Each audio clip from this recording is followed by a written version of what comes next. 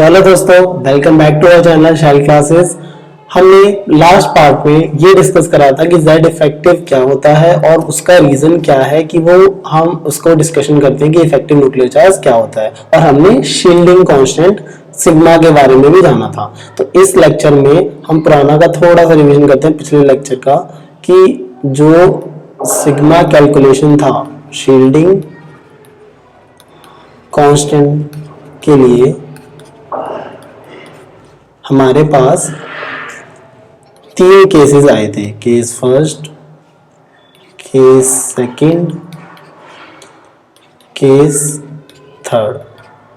ठीक, और इन तीनों केसेस में हमारे पास जो इलेक्ट्रॉन्स होंगे वो किस किस ऑर्बिटल में है वो हमने देखा था। For S and P electron के लिए हमने समझा था कि अगर nth शेल में है तो इनटू 0.35 होगा, n-1 शेल में जो उससे पहले के इलेक्ट्रॉन्स होंगे उसके लिए 0.85 था, और जो बाकी के रेस्ट होंगे या n-2 और रेस्ट बाकी के जो जितने भी पीछे होंगे उसकी मल्टीप्लाई 1 से हो जाएगी। उनका इफेक्ट जो इंटर इलेक्ट्रॉनिक पोजीशन होगा 1 कंसिडर करेंगे। ठीक, तो आप इन वैल्यूज को हाईलाइट कर सकते हो। कैसे? देखो, ये हो गया z इंटू 0.35, 0.85 और 1। ठीक, सिंपल सी बात है। सो फॉर एग्जांपल अगर हम इसका कैलकुलेशन करके देखें, ठीक, तो केस 1 की एक कैलकुलेशन देख लेते हैं, आपको क्लियर हो जाएगा।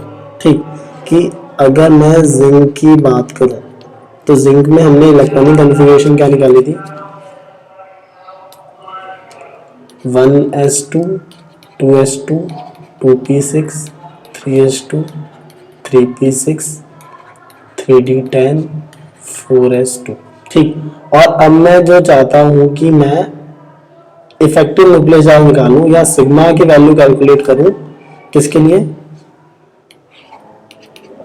इन दो इलेक्ट्रॉन के 3s और 3p के लिए। ठीक, तो अब ये जो दोनों इलेक्ट्रॉन है ये s और p इलेक्ट्रॉन में आ रहे हैं ना, इन इलेक्ट्रॉन के मुझे बताना है। तो सिग्मा की वैल्यू यहाँ पे 8 इलेक्ट्रॉन्स हैं, तो एक कोई एक इलेक्ट्रॉन की बात हो रही है, तो बाकी बचेंगे कितने, 7 इंटू 0.35। ठीक, आंसर ये होगी, ये क्या होगी हमारी nth शेल। फिर से ऑफ प्रिंसिपल के अकॉर्डिंग ये जो 3d10 है और 4s2 है, 3d10 और 4s2 जो होंगे इनकी हम एनर्जी ज्यादा होने की वजह से कंसीडर नहीं करेंगे, सिर्फ और सिर्फ जो पीछे के इलेक्ट्रॉन्स होंगे या साथ के इलेक्ट्रॉन्स होंगे वही इंटर इलेक्ट्रॉनिक रिपल्शन शो कर रहे होंगे। ठीक, तो देखो प्लस n-1 के लिए 0.85 था, तो 2 में 8 इलेक्ट्रॉन्स है, तो 8 इंटू 0.85 प्लस 1 इंटू 2। ठीक, तो यहाँ से कैलकुलेशन अगर हम करें सिग्मा की वैल्यूज तो आएगी 11.25। ठीक, और फिर हम z इफेक्टिव भी कैलकुलेट कर सकते हैं, z माइनस सिग्मा करके, तो 30 माइनस 11.25 28.75 आ जाएगा। ठीक, तो जो 3s और p के जो इलेक्ट्रॉन्स थे उन पे न्यूक्लियर चार्ज 28.75 प्रोटॉन्स का आ रहा है। ठीक, तो क्योंकि न्यूक्लियस के पास है तो और इलेक्ट्रॉन्स भी इंटर इलेक्ट्रॉनिक रिपल्शन वाले कम है, तो इसलिए इसकी वैल्यू इतनी ज्यादा आ रही होगी। ठीक, ये 18 आएगा। अब हम केस 2 डिस्कस कर रहे थे, केस 2 के कुछ क्वेश्चन देख लेते हैं। ठीक, केस 2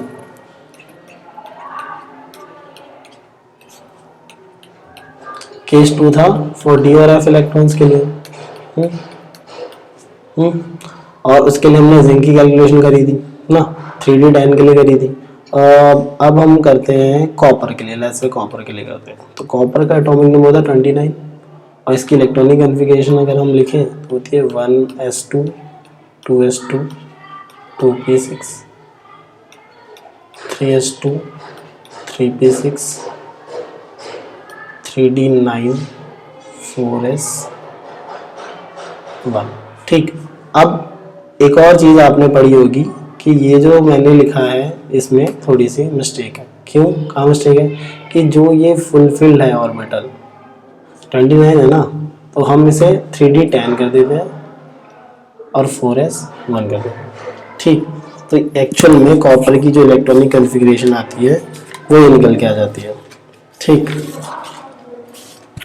तो यहाँ पे हम करें तो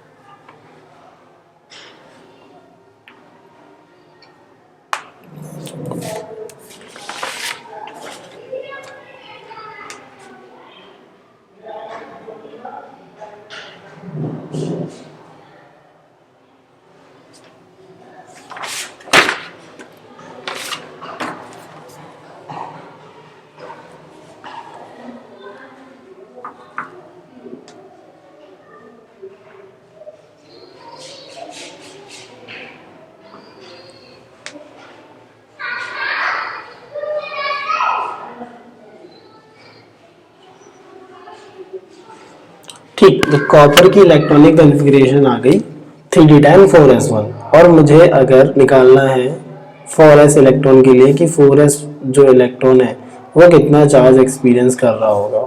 ठीक, तो सिग्मा की वैल्यू कैलकुलेट करेंगे। अकेला इलेक्ट्रॉन है तो रिपल्शन किसी से नहीं होगी, तो इस केस में जो NS शेल है, NS शेल क्या होगी, NS शेल हो जाएगी 4, n इक्वल टू 4 हो जाएगा। तो ये हमारे पास ये तो 0 हो जाएगा।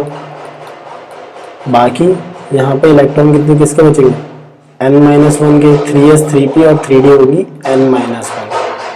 ठीक, n-1 शेल और ये आ जाएगी प्लस में कितने इलेक्ट्रॉन है। अब देखो s और p के लिए हम डिस्कस कर रहे हैं। ठीक है, ये s एंड p इलेक्ट्रॉन के लिए डिस्कस हो रहा है।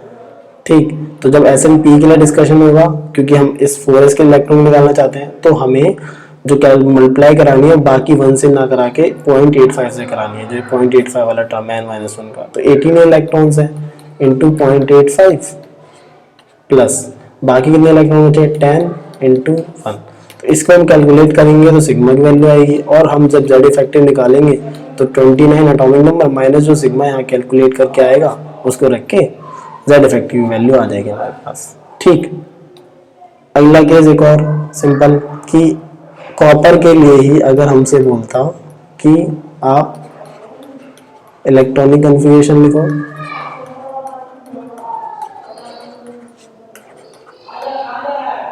तो डेटा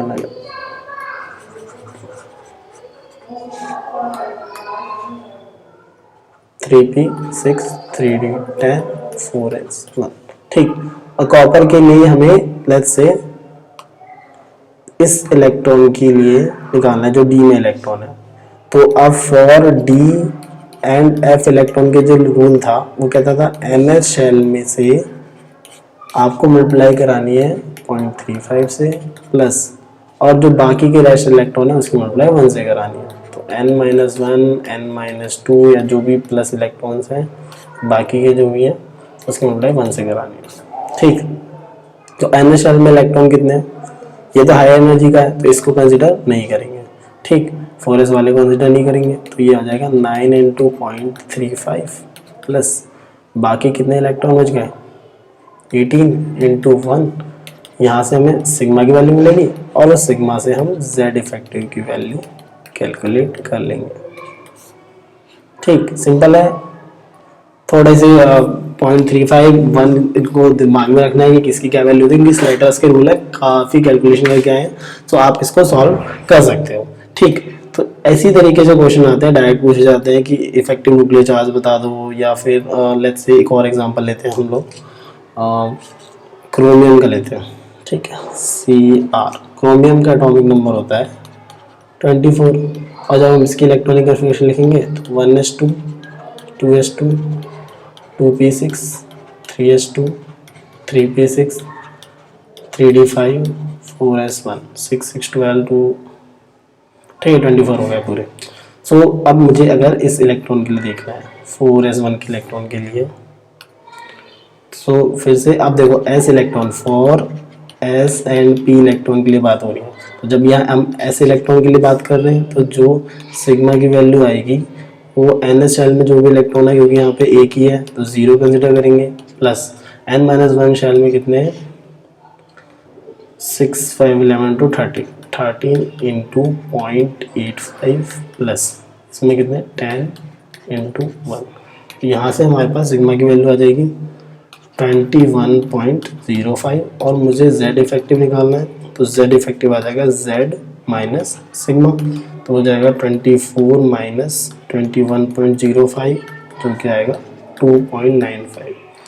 देखो तो ये जो प्रोटॉन्स हैं 2 पॉइंट लगभग हम कह सकते हैं 3 प्रोटॉन्स, तो एक्चुअल में क्रोमियम के न्यूक्लियस में 24 प्रोटॉन्स होंगे, है ना, 24 प्रोटॉन्स होंगे क्योंकि atomic number is equal to number of proton, लेकिन सिर्फ और सिर्फ लगभग 3 के आसपास ये प्रोटॉन इस पे न्यूक्लियर चार्ज लगा रहे हैं, बाकी इंटर इलेक्ट्रॉन रिपल्शन की वजह से यहाँ पे फोर्स नहीं लग रहा। ठीक, तो जो ये Z इफेक्टिव है ना, जो ये क्वेश्चन है Z इफेक्टिव के, ये कंसेप्ट जो है Z इफेक्टिव का जो कंसेप्ट है ये बहुत ज़्यादा अफेक्ट करता है आयनाइजेशन एनर्जी को, इलेक्ट्रॉन गेन एंथैल्पी को,